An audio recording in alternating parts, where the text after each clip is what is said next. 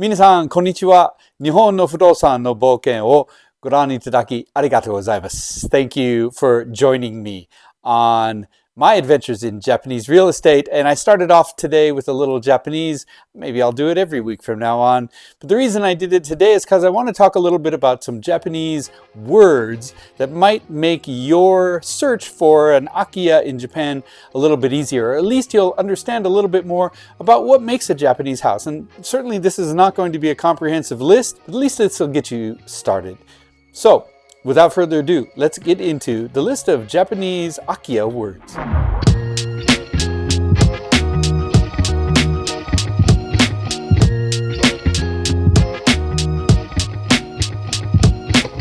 Hi everybody, I'm Paul Durant. Thanks for joining me on my adventures in real estate. And I started off this episode with a little bit of Japanese. Maybe I'll do that from now on. I kind of like how that sounded.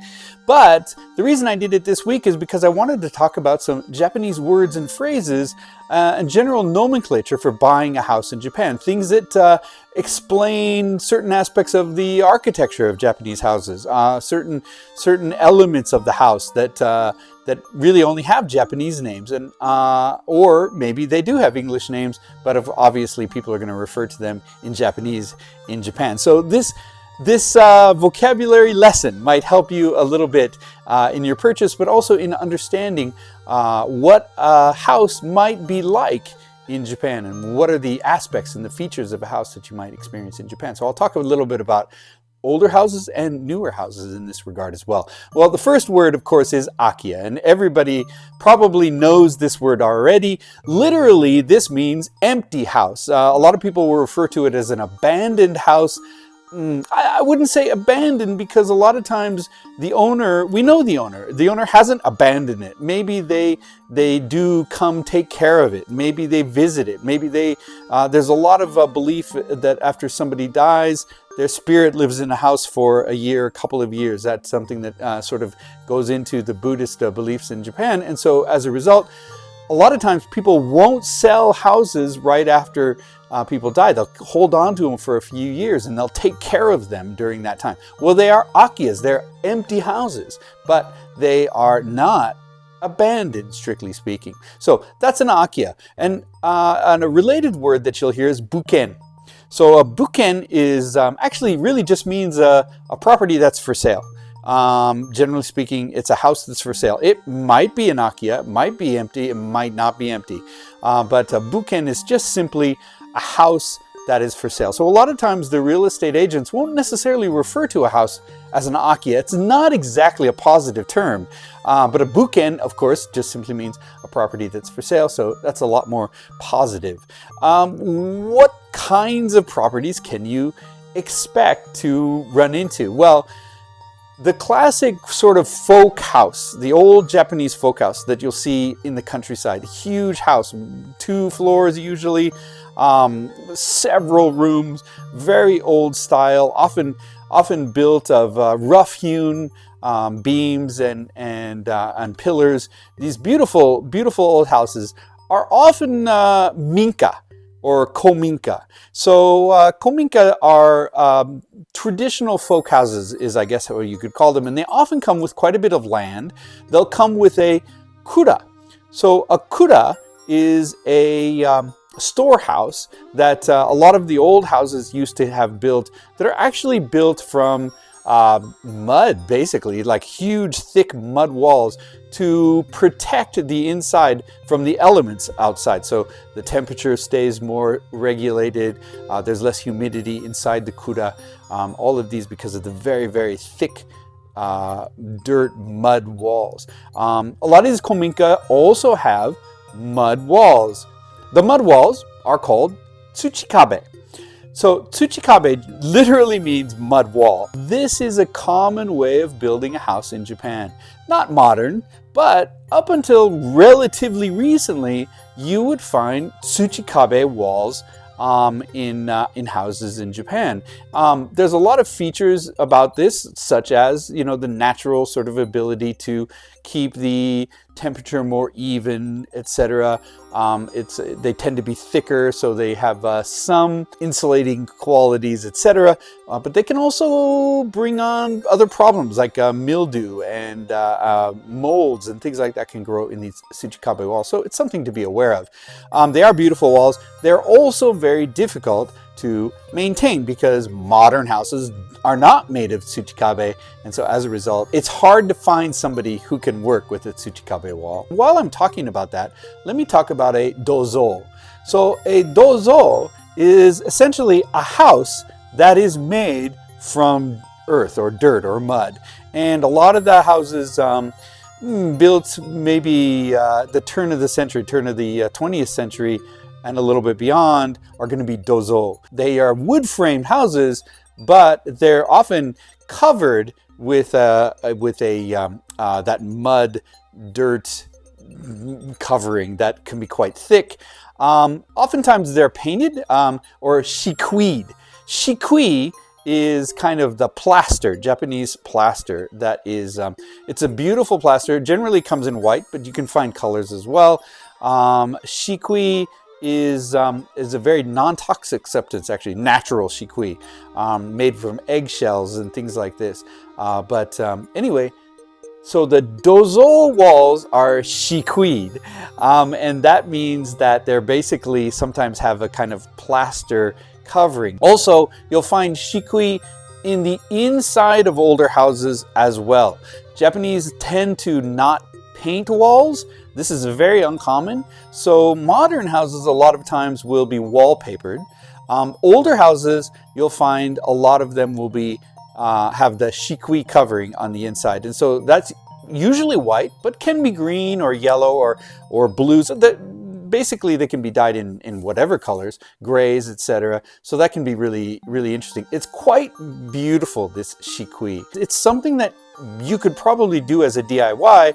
Certainly something that there are people in Japan who can shikkui very, very comfortably and very naturally. So those are some of the wall treatings. And as I mentioned, wallpaper. Wallpaper is also very common in houses from really probably early 20th century up till modern day. So even the modern houses of today are much, much more likely to be wallpapered than painted. Paint is not a particularly popular wall treating in Japan. Although if you like painting and you like drywall, you can purchase it, you can use it. However, the colors available are very, very limited compared to what you might find in the US, for example. So just to be aware of that. So that's a little bit about the whole concept of a kominka or a minka. A lot of these are, as I mentioned, in the countryside. They tend to be remote. A lot of times they're far from a road, so there's going to be a long driveway potentially. A lot of times they're also going to have like fields associated with them, and there can be some issues with buying a kominka because of the zoning, agricultural zoning, etc., which I'll get into in another video as well. But for now, that is the kominka. Now, in the cities, you're going to run into more compact houses. Those are called Nagaya. So naga, it means long, ya means house. So you're basically looking at a Nagaya as one of those long sort of row houses that are very common in Japanese cities. They tend to be a very, very small entrance to the front road, but they go back quite a distance. And a lot of times those houses have a kind of hallway that runs all the way down the back of the house, and the rooms will maybe be on one side or the other. This is really common. Often in the older Nagaya, there would be a sort of central courtyard location which they would grow a Japanese garden or something like that. So those are sometimes very charming. The Nagaya will kind of have maybe an upstairs in the front, a space in between, and then an upstairs in the back. So it'll sort of be two levels on two sides with a sort of one level center. So that's common for a Nagaya as well. These are very common houses in cities, and there can be some problems with buying Nagaya because nowadays rebuilding a row house right next to another row house is impossible. So there's fire codes against it, etc. So buying a Nagaya could mean that you can't tear it down, you can't rebuild it, and in many cases you can't sell it a buyer can't get a loan for it, etc. So something to be aware of if you're looking at Nagaya. Particularly, one of the most known types of Nagaya is Machiya. So a lot of times I think Westerners will call Nagaya Machiya. And there's a difference. Basically, a Machiya is a type of Nagaya. It's usually long. It's a row house type of thing. But it often has a front area which is used as some kind of business. And so that front area might be a very, very large area that's not really associated with the main part of the house. So that's actually what a Machiya is. So Machiyas tend to be small businesses that people ran at one time. Sometimes they've been modified so that that business area has been turned into more rooms of a house. That is very common, of course. But a lot of times what you'll see in a Machiya is some kind of business area in the front. So that can make it very unique, and also might open up some potential for a future buyer. But so that's the difference between a Machiya and a Nagaya. They look the same from the front. So you'll maybe assume that they're the same thing, and in many cases, for all intents and purposes, they are. But in Japanese, if you refer to a Japanese directly, as talk about a Machiya, they're not going to think of a Nagaya. They're going to think of the house with the little business in front. Another element of that Machiya is that there's often two separate entrances. One is the entrance of the house, one is the entrance of the business. And so those are some differences between Nagaya and Machiya. Those are more older style houses. Of course, a modern style house doesn't really necessarily have a name other than a house, these houses tend to be more Western style. It's a bit of modern tendency for Japanese houses to have no tatami room. So a lot of the more modern houses, maybe built in the last 10 or 20 years, they might not even have a single tatami room. Tatami room is called a Washitsu.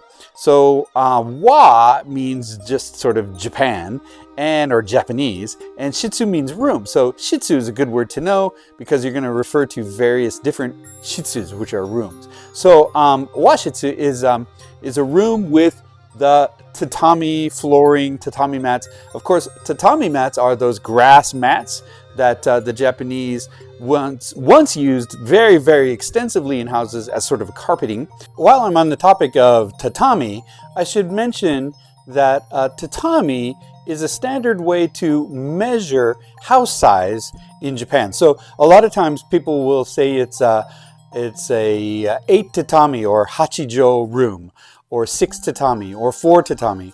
The house size is 30 tatami. So these kinds of things will be measurements.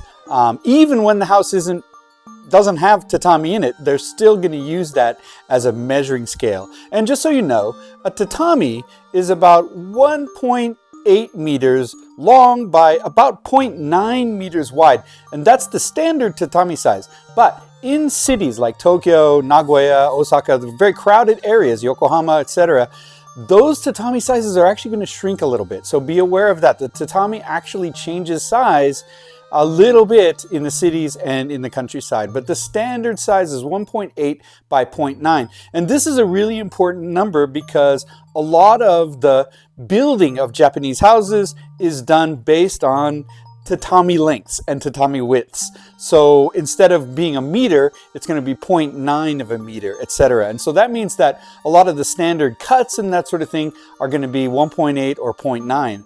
You might run into that, especially if you're looking for a build, but even if you're looking to reno a house, a lot of times everything's measured by those tatami sizes. So be aware of that. 1.8 by 0.9 of a meter is the typical tatami size. Another thing to be aware of in relation to that is if you're buying a mansion, which is the Japanese word for condo, it leads to a little bit of confusion, but if you're buying a Japanese mansion, the mansion size is generally going to be a bit smaller as well. And unfortunately, there's no standardization to that, so I can't really give you an exact number, but they tend to be a little bit smaller, a little bit narrower, and a little bit shorter. So just be aware of that. While we're talking about measurements, there's two other measurements to be aware of in Japanese house and land.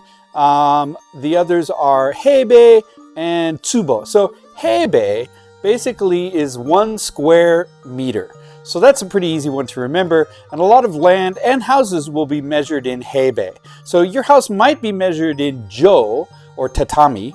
They might be measured in Heibei, which is square meters, or land generally, not so much houses, but land can be measured in Tsubo. So Tsubo is 3.3, I don't know why the number, but 3.3 square meters. So that's a Tsubo. And a lot of times the Japanese real estate agents will talk about this land is so-and-so Tsubo. And you'll say, well, how many meters is that? And they won't know right away because they measure and they think of things in Tsubo. So Heibei, 1 square meter. Tsubo, 3.3 square meters. And Jo, basically 1.8 by 0.9, Jo Tatami. So those are the standard ways to measure in Japan. If you're talking about height or that sort of thing, basically just meters is going to serve you well. If you're talking about any kind of area sizing, they're going to be in one of those 3 generally. So that's a little bit about the types of houses that you might be looking at, and a little bit about the land and the area that you might be looking at. In the next episode, I want to give you some vocabulary inside the house. So we'll talk about the rooms, we'll talk about the stylings inside the house, some of the special features inside the house, and I'll give you some names and words for those things. So that'll be in the next episode. So thank you very much for joining me this week on my adventures in Japanese real estate.